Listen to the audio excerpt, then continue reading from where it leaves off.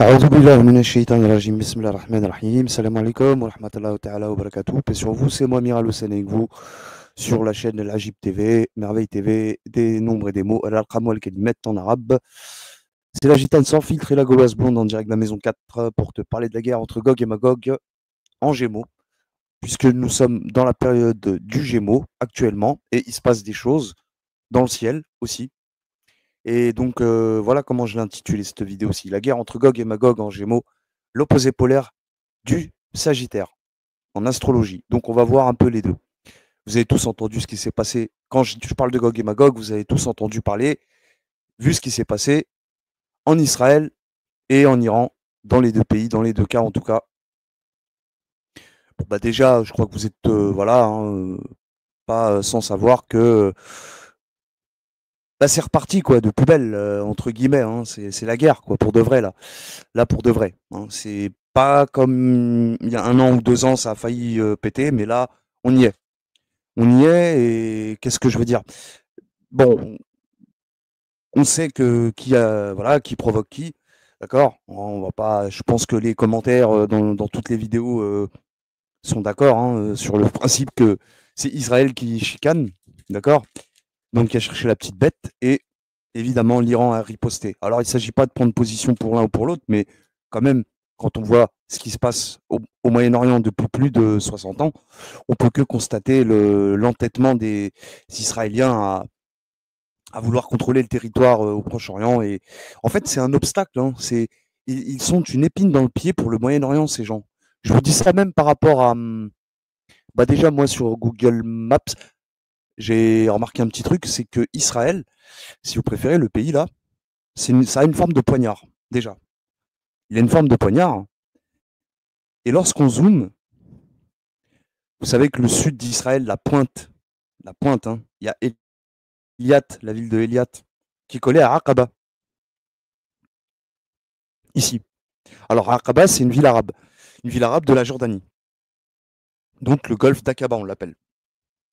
Et Israël, cette forme de poignard, se termine donc en flèche à Eliat, à 2 pas de Aqaba. Et Aqaba, en arabe, c'est, je vais vous le montrer si jamais je l'ai encore.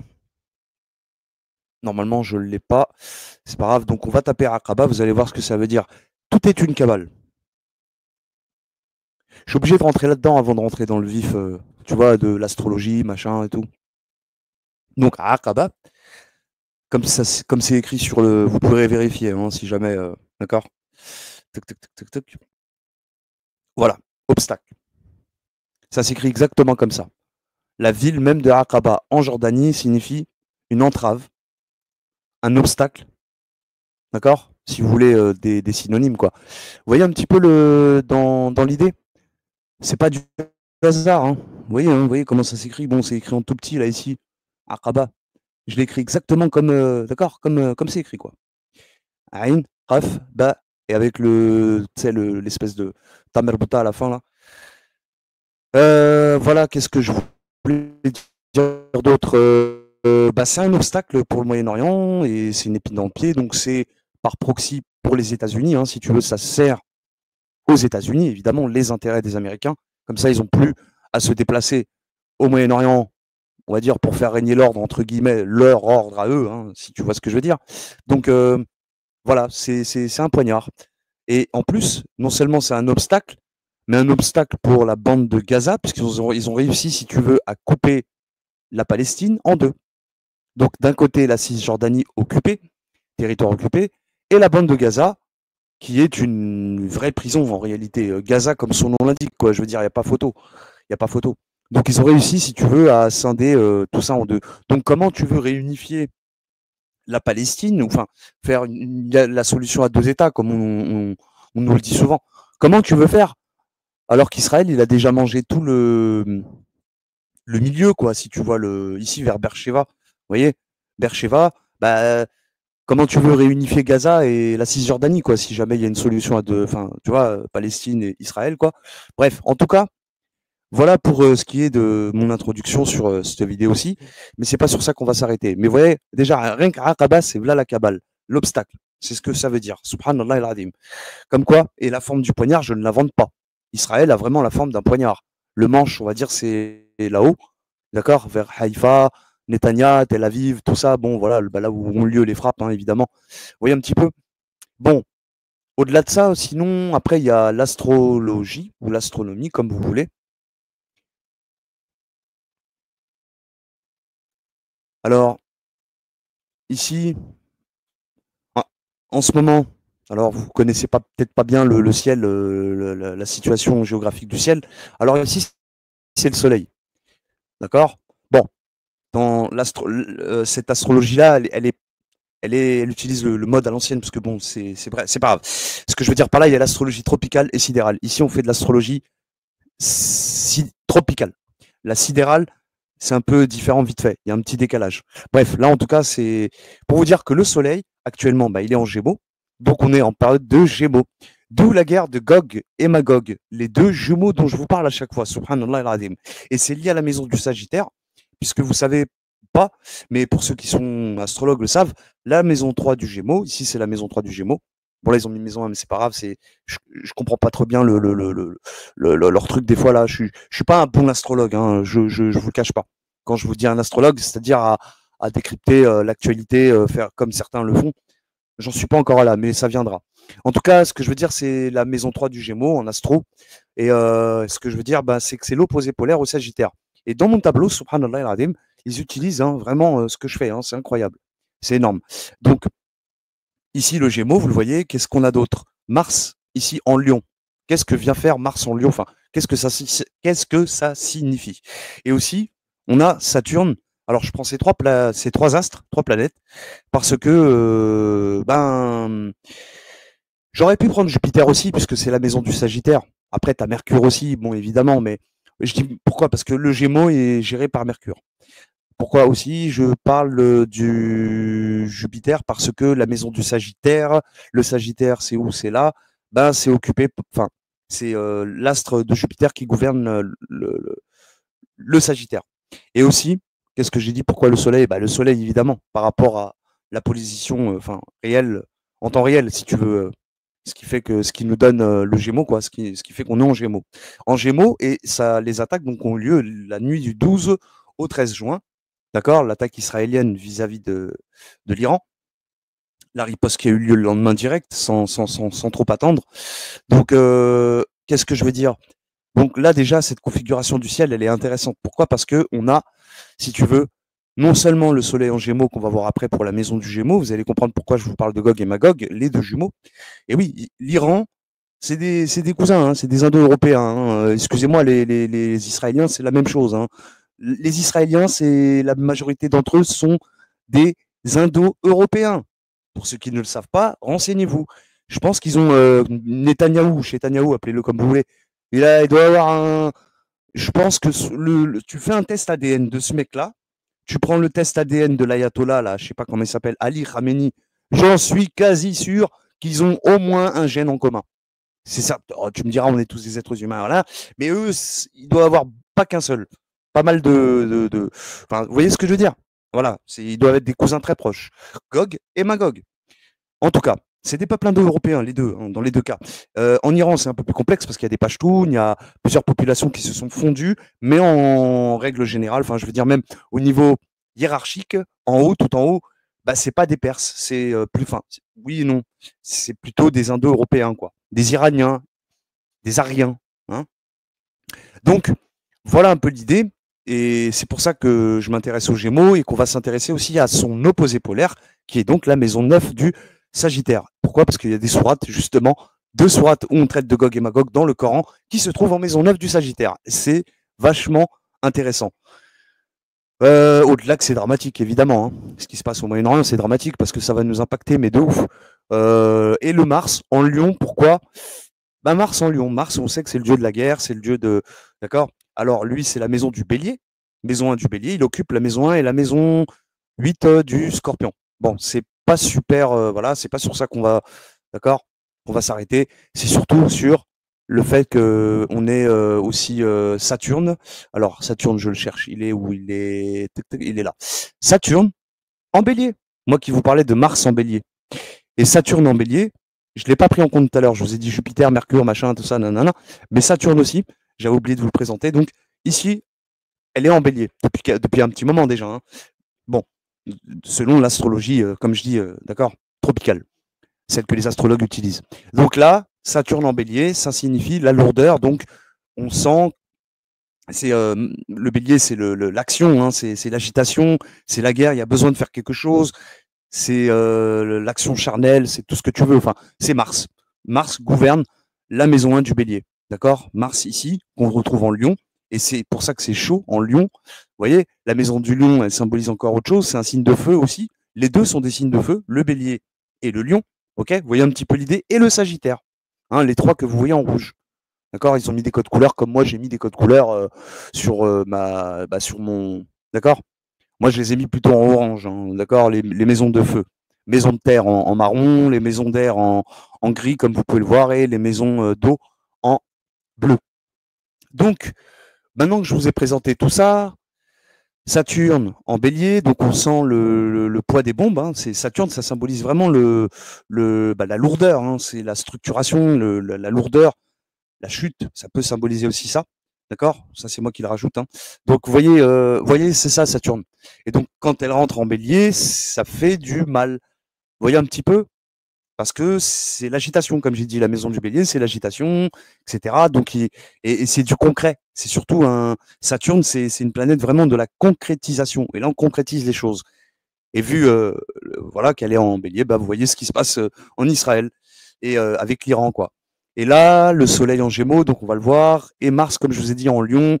Mars en lion, alors le lion, il est géré par le soleil, tiens, c'est intéressant, puisque le soleil, hein, c'est l'astre principal sur lequel on se fixe.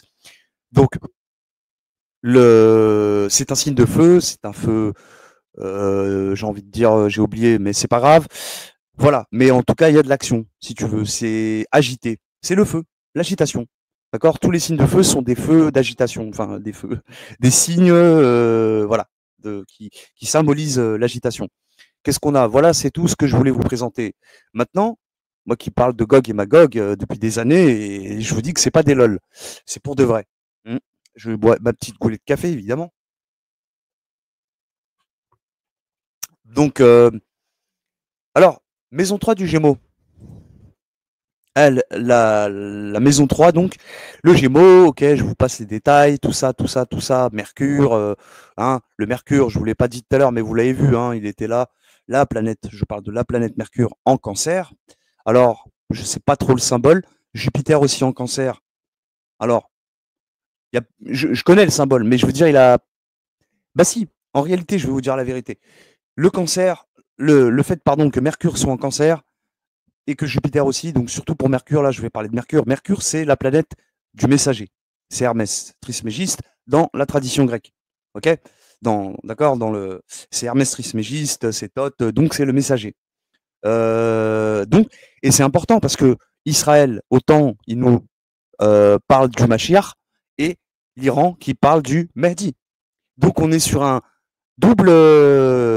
C'est la maison du Gémeaux aussi un petit peu quelque part. Vous voyez, Gog ou Magog, Mahdi ou Mashiach. Alors qu'on parle de la même chose, en fait, si vous préférez. Vous voyez, ce qui revient au 6-9.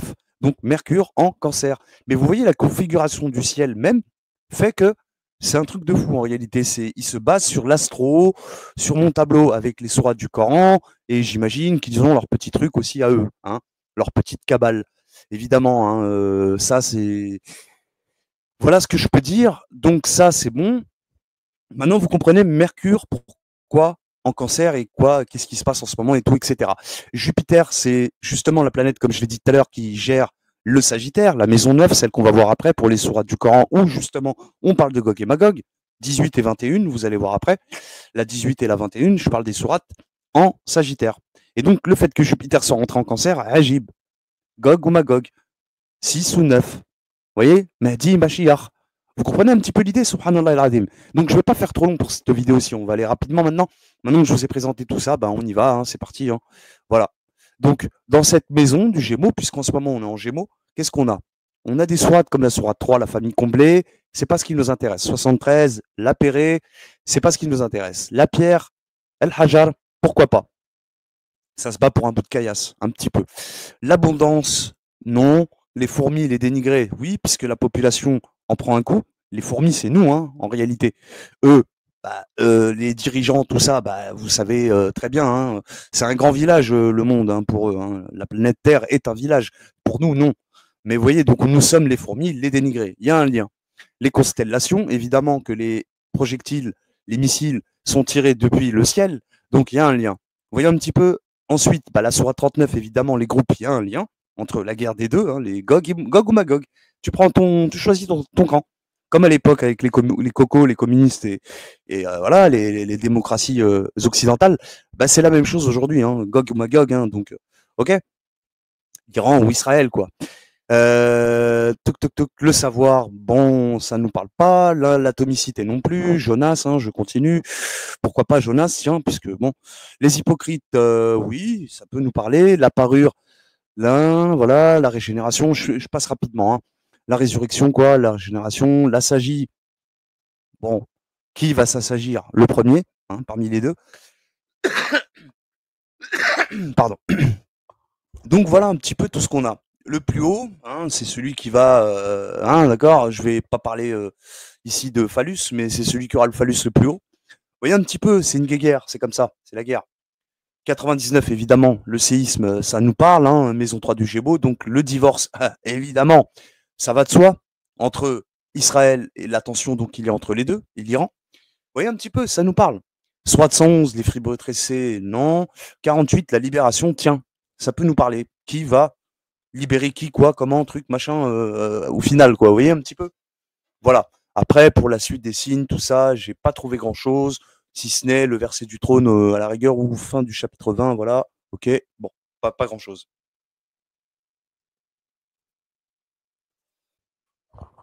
Donc voilà ce qui est pour de la maison 3 du Gémeaux.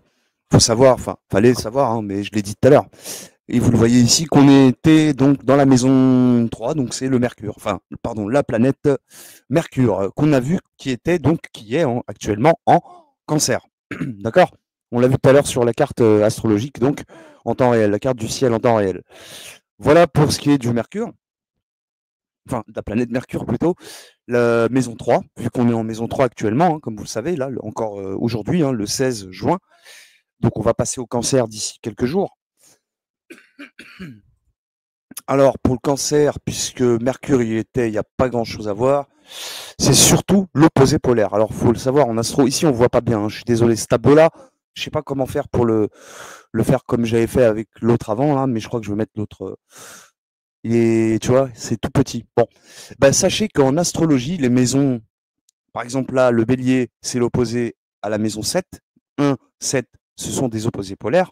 Donc, bélier, balance. Le taureau est l'opposé polaire du scorpion. Le gémeaux, vu qu'on y est, et l'opposé polaire au Sagittaire. Et c'est très intéressant, c'est là qu'on va s'arrêter, etc. Ensuite, le Cancer opposé à la maison 10 du Capricorne, etc. etc. D'accord? C'est ça que je voulais dire tout à l'heure. Ok? Maintenant, passons à la maison 9. El Beit Tis'a. Donc bon, c'est le Sagittaire, comme je vous l'ai dit, c'est Jupiter. Jupiter qui est aussi en Cancer. Hein. Souvenez-vous qu'on a vu tout à l'heure Mercure et Jupiter, ces deux planètes en Cancer. Mahdi, Mashiach. Vous voyez un petit peu l'idée? Mahdi pour les Iraniens et Mashiach pour les Juifs. Vous voyez un petit peu? Ok, là on y va, c'est parti. Et là vous allez voir, ça parle. Donc qu'est-ce que... Il n'y a rien en Sagittaire pourtant. Hein. Je veux dire, ici, hein, vous voyez, il n'y a aucune planète hein, en Sagittaire. En ce moment, elles sont toutes entre le Lion et le Verseau. Donc aucune planète, vous voyez, là ici, il n'y a que des astéroïdes. Voilà, c'est tout. Quoi. Il n'y a pas vraiment de... D'accord? Vous voyez un petit peu l'idée? Donc pourtant, il n'y a rien. Mais ça répond, comme je vous ai dit, c'est l'opposé polaire aux Gémeaux, vu qu'on est en Gémeaux. Et c'est là que ça devient intéressant. Je t'ai dit, ils utilisent des trucs, des fois, hein, je reviens. Voilà. Et là, qu'est-ce qu'on a? Sourate 21. Les prophètes. C'est dans cette sourate-là où on parle de Gog et Magog. Vous voyez un petit peu ce que je veux dire? Sourate 21 et aussi la 18. On va voir après que la 18, elle est dedans. L'attaque, voilà, l'attaque, tac, tac, tac. Non, c'est pas l'attaque. Oh là là, qu'est-ce que tu me fais, toi? Est-ce qu'on s'en fout de... Pas ça que je voulais faire. Autant pour moi, désolé. Tant qu'il charge là, parce que... Voilà. Donc, le Sourate 21, les prophètes, au verset, je le présente souvent parce que je suis obligé, mais on est obligé d'y revenir. Je suis obligé de répéter comme jamais, quoi. Donc, on a وحرام على قرية هلكناها أنهم لا يرجعون. Donc, il est pardon. أعوذ بالله من الشيطان الرجيم. بسم الله الرحمن الرحيم. Bon, je l'ai dit au début de la vidéo, c'est bien. Je l'ai pas oublié, c'est bien. Il est défendu aux habitants. Donc, il est défendu à des citadins, قرية, des gens de la ville, des gens lettrés, hein, qu'on a fait chasser, d'y revenir jusqu'à ce que soit relâché. Je lis en français, en version, dans ma version, hein, voilà. Jusqu'à ce que soit libéré ou relâché, futihat, fataha, fatah, on a la sourate 48, le fatah, qui est la libération, la délivrance, et non pas la victoire, comme certains le sous-entendent encore aujourd'hui. Non, on parle de libération. Futihat, fataha, fatah. Al-fatah, en arabe, c'est la libération ou la délivrance. Si tu veux parler de victoire en arabe, on parle de ghalib, ghalab, rain, lam, ba. Bref, donc حتى إذا فتحت ياجوج وماجوج وهم من كل حدب ينسلون. Là, le verset 96, il est clair, jusqu'à ce que soient libérés les Gog et Magog et qu'ils se précipiteront de chaque hauteur. C'est alors que la vraie promesse s'approchera, tandis que les regards de ceux qu'on mécru, de ceux qu'on déniait plutôt, se figent. Malheur à nous, nous y avons été inattentifs, bien plus nous étions enténébrés d'injustice.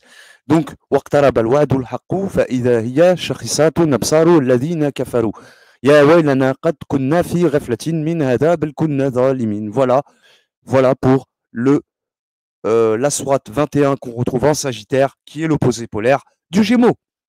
Ok? Vous voyez, l'Iran, Gog ou Magog, Gog et Magog, comme tu veux, Mahdi, Mashiach. Bref, vous voyez un petit peu l'idée? En tout cas, ce sont les deux qui prônent le plus l'image d'un leader charismatique qui devrait arriver à la fin des temps, etc. Vous comprenez l'idée? Ça serait l'idée, quoi. Donc, je reviens. 21, les visionnaires. La masse distraite, donc ok. La masse qui est distraite, c'est nous, évidemment. Les coalisés, c'est quoi la guerre entre l'Iran et l'Israël? Les émissaires, comme je vous ai dit, voilà, ils font les rôles de... Hein. La copie, docteur, non. Le fer, tiens, le dôme de fer d'Israël, c'est intéressant. On a pu voir aussi que c'est... Enfin, il y en a, je sais qu'ils ont dû voir la maison 10 avec le voûte, parce que dans la maison d'après, moi, j'avais mis voûte, plafond, dôme, et on parle dôme de fer, tu sais, en Israël, là, pour se protéger des missiles iraniens, tu vois, et là, le fer, la sourate le fer, elle est là, quoi. Autant la sourate de la voûte, plafond, dôme, elle est là, sourate 50, et la sourate, comme j'ai dit, 57, le fer, mais qu'on trouve aussi, le fer, pas la voûte, mais le fer. Le fer, on le trouve ici. On va le trouver après. Ici, justement, voilà, le fer, al-hadid, une bouchée, voilà, la raison, al-haqqa, ok, le cancer, c'est moi qui vous ai parlé du cancer, là, la planète Jupiter et Mercure, enfin les deux, qui sont en cancer actuellement. Jupiter et Mercure. Mercure occupe la maison 3 du Gémeaux, puisqu'on y est actuellement. Gog ou Magog, Mahdi ou Mashiach, etc. Vous comprenez un petit peu l'idée? Et là, sourate 18, la grotte. Et là, on retourne dans le Coran pour y voir Gog et Magog une fois de plus. Vous voyez un petit peu? Tant qu'il charge.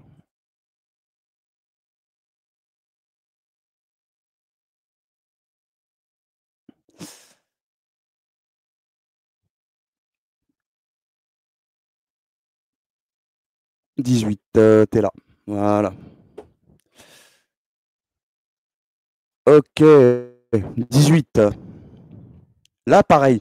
Le verset, plutôt. Les versets 94, 95 jusqu'à 99, on parle de Gog et Magog.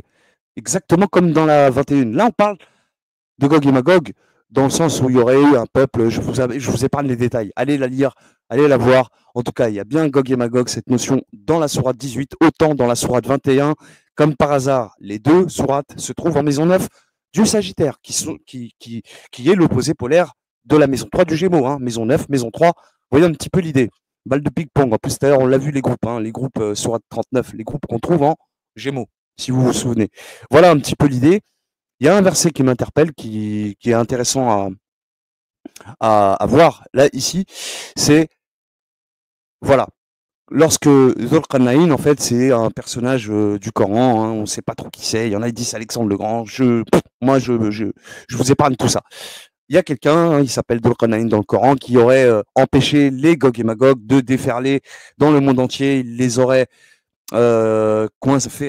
enfermés entre deux blocs, enfin entre deux montagnes. Enfin bref, il aurait construit un mur, un remblai, si tu veux, pour pas qu'ils puissent s'en libérer.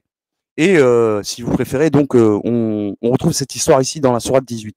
Et enfin, un jour, bah, cette barrière sera complètement détruite par Allah. C'est ce que Dieu, en tout cas, nous dit ici dans le Coran. Et il dit donc c'est une miséricorde de la part de mon Seigneur. Là, c'est Dhul-Qarnayn qui parle. Il dit donc que c'est la part, c'est une rahma. C'est une rahma de la part de mon Seigneur. Mais lorsque la promesse de mon Seigneur viendra, il la nivellera et la promesse de mon Seigneur est vérité.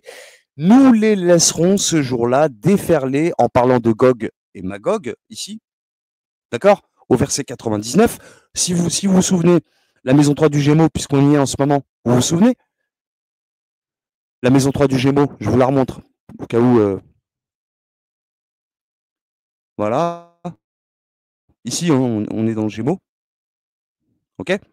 La sourate 99. C'est comme ça qu'il faut lire le Coran, hein. Le séisme. Ce jour-là, il y aura un séisme entre Gog et Magog. C'est ça que je vous présente, moi, depuis le départ. C'est pas, je suis pas en train de faire le zouave, là, ou faire le beau, là, en train de vous présenter tout ça parce que c'est joli. Jupiter, c'est beau. J'adore Jupiter. Il dit, je suis un associateur. Non, les gars, à un moment donné, réveillez-vous. Moi, je vous dis que le Coran, il a été écrit, même verset par verset, en fonction des maisons astrologiques. Vous voulez quoi de plus? Voilà. C'est ça que je vous présente, moi. Le reste, je m'en fous. Nous les laisserons ce jour-là, Gog et Magog, déferler comme les flots les uns sur les autres, comme des vagues, et on soufflera dans la trompe et nous les rassemblerons tous, en parlant de tout le monde, tous ceux que Gog et Magog aura touché, impacté de leur, si tu veux, de leur, j'aime pas dire puissance, leur pouvoir, mais de leur méchanceté, si tu veux, de leur, d'accord, de leur facette, de leur corruption. Vous entendez un petit peu le truc? Voilà un peu l'idée. C'est parfait, c'est magnifique. Enfin, magnifique et en même temps c'est dramatique. Mais vous voyez que tout se joue maintenant. C'est la guerre de Gog ou Magog. Voilà, Gog ou Magog, Magog et Magog, Mahdi, Mashiach, appelle ça comme tu veux. Bref, quoi. Vous voyez un petit peu, voilà. Voilà un peu pourquoi il fallait qu'on s'arrête sur la maison du Sagittaire. Sourate 80, donc le chamboulement, hein, ça a été chamboulé là ces derniers jours, là, vous avez bien vu, les arracheurs, on se demande qui, quoi, comment, la clarté, encore une fois, le séisme, on le retrouve. Tiens, moi qui vous parlais du séisme, juste à l'instant, j'avais complètement zappé qu'elle était à son opposé polaire aussi. Je parle de cette sourate 99, comme le verset 99 qu'on vient de voir dans la sourate 18. 18, 99, hein, voilà. Voilà un petit peu l'idée. 18 là, hop, 99, toc. Ce jour-là, nous les laisserons déferler les uns sur les autres. Iran, Israël. Et en plus, 2025, c'est l'année du Sagittaire. 2 plus 2, 4 plus 5, 9. Mais si vous voulez, là, même la suite des signes ou quoi, quand tu continues, tu montes, 1005, 1005, tu vas tomber à un moment donné sur 2025. Vous voyez? Comme là, ici, on tombe sur 225. Vous voyez un petit peu l'idée? Donc 2025, c'est l'année du Sagittaire, les gars, hein. Cherchez pas, hein. C'est cette année, on est en année de la maison 9. OK? Donc l'année prochaine, on sera en Capricorne. L'année d'après, en Verseau, il va se passer beaucoup de choses en Verseau, etc. D'accord? Et 2028, on va avoir un putain de... Ça va être un blackout. On va subir un truc, laisse tomber. Voilà un peu l'idée. Maintenant, quel va être comment ça va se finir? Maintenant que je vous ai présenté tout ça. Ben, le soleil, lui, il avance. Il va venir en Cancer. Est-ce qu'il va pas y avoir Je pense que ça va se calmer. Ça va se calmer, ou alors, si ça va pas se calmer, c'est simple. La stratégie d'Israël, donc, ça sera de déstabiliser. C'est l'art de la guerre, hein. Non pas par les armes, mais avec le peuple iranien. Ils vont infiltrer le peuple iranien pour, si vous préférez, faire monter la tête au peuple iranien et leur dire voilà, votre ayatollah, il est méchant, il est... Tu vois ce que je veux dire, hein, voilà, je t'épargne les détails. Mais c'est comme ça, c'est la guerre psychologique aussi. Enfin, faut embrouiller le cerveau des gens, hein. Quoi de mieux que de leur embobiner le cerveau, de leur faire croire que voilà, ton dirigeant regarde, nanana, etc. Donc ils vont s'y prendre comme ça pour destituer l'ayatollah et foutre quelqu'un d'autre à la place, un qui serait plutôt à la botte des Américains et qui arrêterait, on va dire, les nucléaires, quoi. Tu vois, quoique bon, tu me diras, voilà. Donc moi je pense soit à ça, mais en tout cas, ça peut se réintensifier en Lyon, on verra.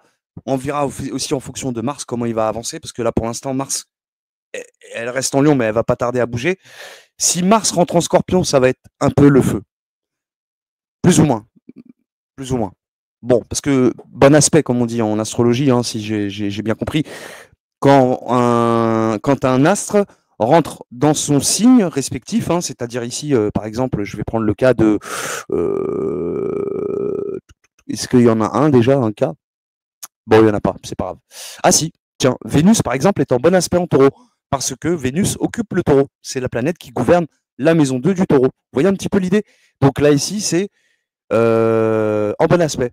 Et Mars, quand il sera en bon aspect en Scorpion, peut-être qu'il va se passer des choses, mais ça ne sera pas pour maintenant, d'ici quelques mois. Hein, ça va prendre quelques mois. Je ne sais pas combien, hein, je crois 3 mois ou quoi, pour que Mars bouge jusqu'en Scorpion. Un peu plus de 3 mois. Ah ouais, un peu plus, quoi. Un peu plus. Bon, voilà. Donc ça serait l'idée. On verra ce qui va se passer dans les jours, les semaines à venir. C'est évidemment tragique parce que ça va nous impacter, évidemment. Et là, on voit bien que Macron, avec son élocution, là, c'est un narvalos, ce mec-là. En vrai, je vous jure, hein, wallah, qu'il est fou. Il est fou parce que, en vrai, 2 secondes, je bois un petit poulet. Il veut nous embarquer dans quelque chose que même Chirac n'a même pas osé. Quand Chirac, vous vous souvenez, en 2003, quand Bush lui a dit viens, c'est la guerre de Gog et Magog, même lui il le dit.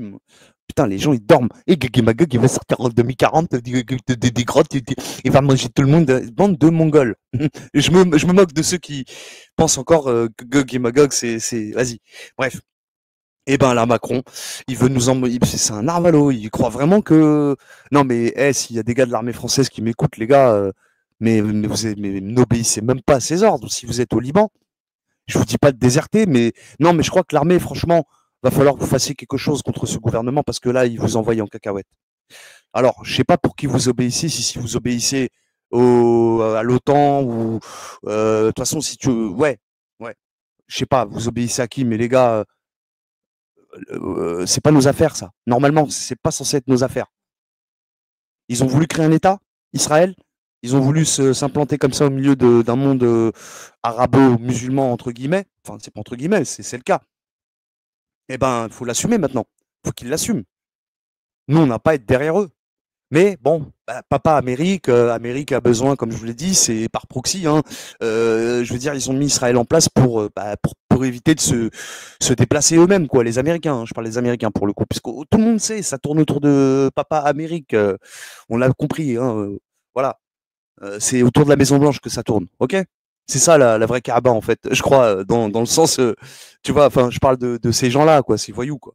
Les voyous dans le monde géopolitique. Voilà les amis, donc ça va être chaud, hein. Je pense que pour le moment, en tout cas, ça l'est, mais ça va se refroidir. Voilà. Et ils vont tout faire pour épuiser les Iraniens. Je pense les Israéliens, crois-moi, ils ont plus d'un tour dans leur sac. Et mais par contre, l'Iran, oui, elle va riposter et franchement, elle a les moyens et on l'a vu, hein. On l'a vu de nos yeux. Hein, l'Iran, vraiment, c'est pas, voilà, on va pas se mentir, c'est pas l'Algérie. Je suis désolé pour l'Algérie, mais on n'a pas de puissance comme l'Iran, hein, on n'a pas de tête nucléaire comme ça, on n'a pas des missiles comme ça. Voilà, c'est pas l'Égypte, c'est pas la Jordanie, c'est pas la Syrie, encore moins. Je veux dire, tu vois, là on a affaire à l'Iran, hein. C'est une puissance. Elle s'est jamais fait, ce pays ne s'est jamais fait coloniser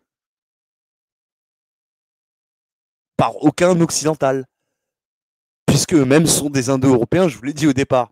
En tout cas, majoritairement, 60-70% de la population l'est. Il y a du mélange, évidemment, après. Hein. Je parle de... Il y a une tambouille. Mais en tout cas, voilà. Un mélange, comme je l'ai dit tout à l'heure, avec les Pashtuns et tout ça. Quoi. Bah, c'est comme pour les Juifs. Hein. Ils sont majoritairement indo-européens, mais il y a du mélange avec les séfarades, donc avec des sémites. Tout le monde n'est pas sémite hein, chez les Juifs, hein, je vous le dis. Hein. Bon, c'est pas une nouveauté, c'est pas un scoop ce que je raconte. Mais voilà. Pour vous dire, en gros, deux cousins qui se battent, je veux dire, au niveau tout en haut, là. Voilà. Donc on verra. On verra ce qui va en résulter de tout ça. Moi, je vous dis, pour l'instant, c'est chaud. On verra quand le soleil va rentrer en cancer. Est-ce que ça va se calmer ou pas? Je sais pas. Parce que quand je vois le cancer, moi, c'est.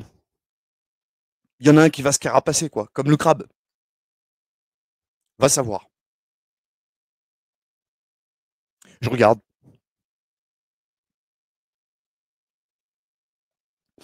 Ça peut être chaud, hein. L'échec, la fumée. Il y en a un des deux qui va échouer.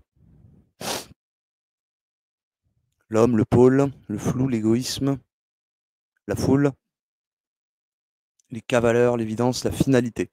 La main nourricière, ouais. Ouais, ça peut encore péter. Ça peut encore péter. De toute façon, c'est l'été, hein. L'été, les gens sont excités, hein, vous savez, hein, je vous apprends rien, et puis voilà quoi. Bon, c'était tout pour cette vidéo-ci, la guerre de Gog ou Magog, ou entre Gog et Magog, en Gémeaux.